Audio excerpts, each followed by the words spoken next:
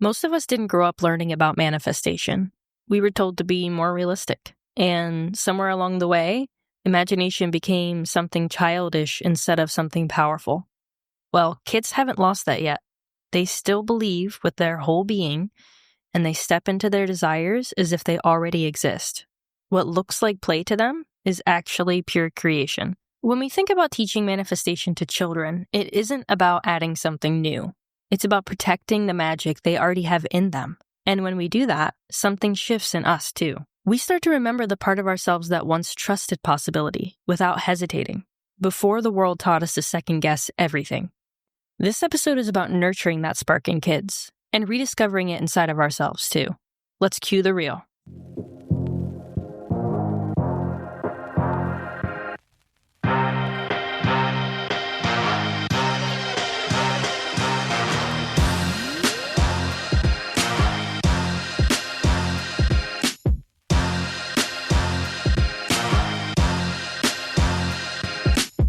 Children are born close to the energy of creation.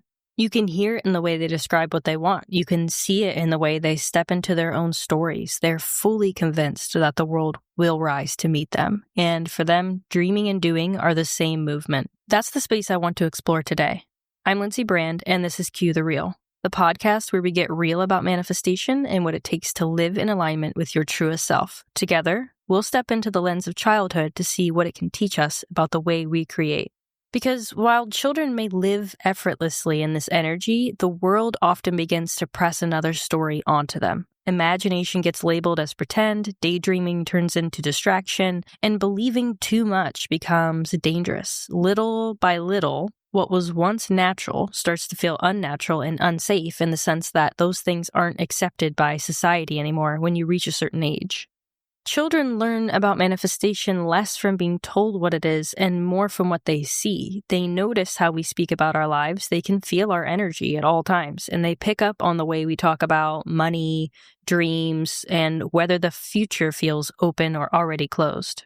Even when we don't realize it, we're showing them what's possible simply by the way we look at possibility ourselves.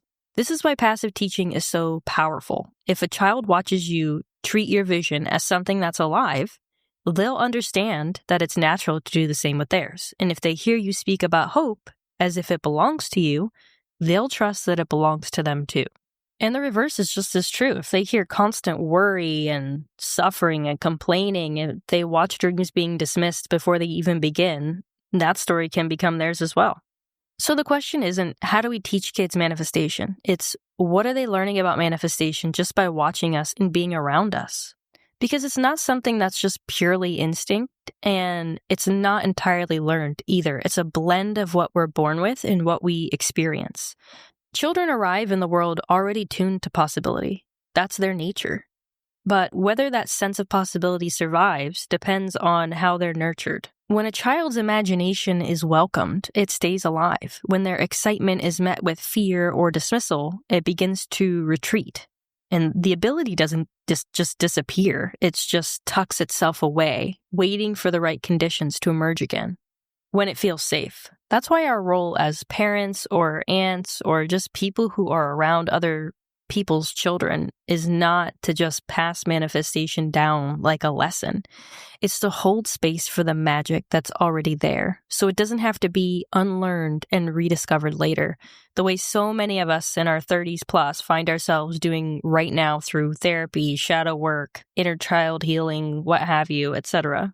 As adults, a lot of us move through life carrying these limits we didn't even choose. The part of us that used to imagine freely often feels buried beneath everything life has taught us about what's possible.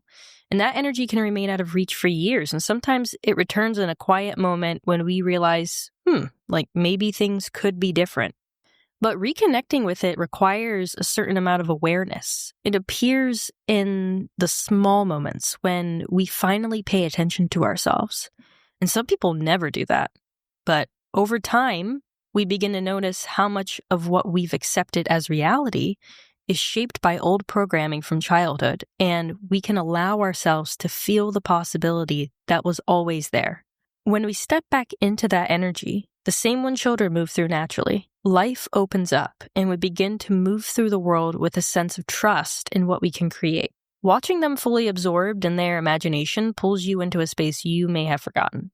Their energy reminds you how it feels to believe without hesitation, to move through life with curiosity instead of fear.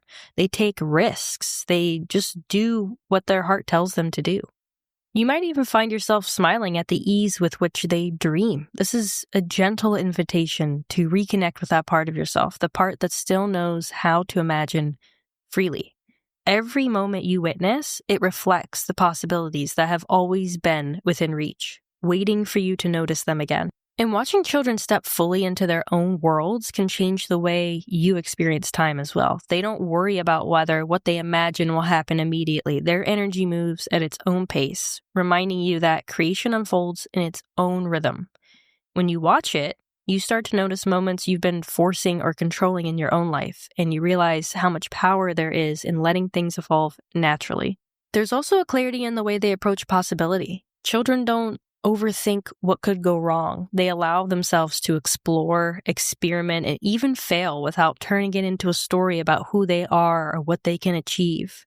Observing this can inspire a gentler way of moving through your own desires, a way that trusts intuition and curiosity more than strategy or proof. Witnessing that energy shifts how you move through your own life. Manifestation lives in how you pay attention, how you act on your intuition, and how you trust the rhythm of your own experiences. Children show it to you naturally, and when you recognize it, you reconnect with the same magic that was always within you. They just move through the world with a natural certainty in how they imagine and create. And being near that energy can stir a part of you that remembers how it feels to trust yourself, moving through alignment, experiencing life with confidence in what is possible. Manifestation flows through the way you engage with your own energy and the life around you, through the attention you bring and the openness that you allow. The lessons that children can offer are very abundant. I mean, far and away more than just manifestation. They offer so many quiet and profound lessons without even saying anything. And their imagination and curiosity exist within you as naturally as they exist in them. And the confidence to move toward possibility has always been part of you. By noticing and honoring the energy in children and in yourself, you can reconnect with the part of you that knows how to manifest freely. So let's give them a lesson back that's passive and doesn't need to be beat to death like the little engine that could or something. Just show them your energy. Have good energy around them as much as you can. I know everyone, especially raising children, cannot have good energy at all times. It's probably nearly impossible, but they're always paying attention. Remember that. They can always feel what you're feeling. They're tuned in to energy and they don't even really know it. So talk to them about your dreams. Talk to them about what you want to do. Talk to them about life and be open and be imaginative and curious and show them that life is just a playground where you can do anything, just like when they're playing with their dollhouse or magnet tiles or whatever they have. Because teaching them this lesson now can change the entire trajectory of their life, their mental health, and how they exist. There's really something to say about being aware of your energy and what you're emitting. And having them know that so early on is just a leg up on life.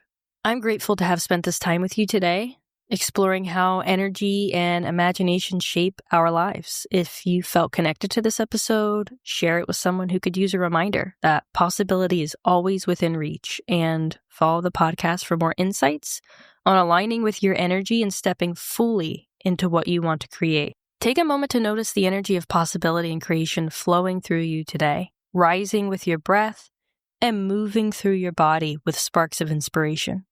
This is the part of you that lives fully in imagination and trust, carrying the certainty of what is possible into every single moment.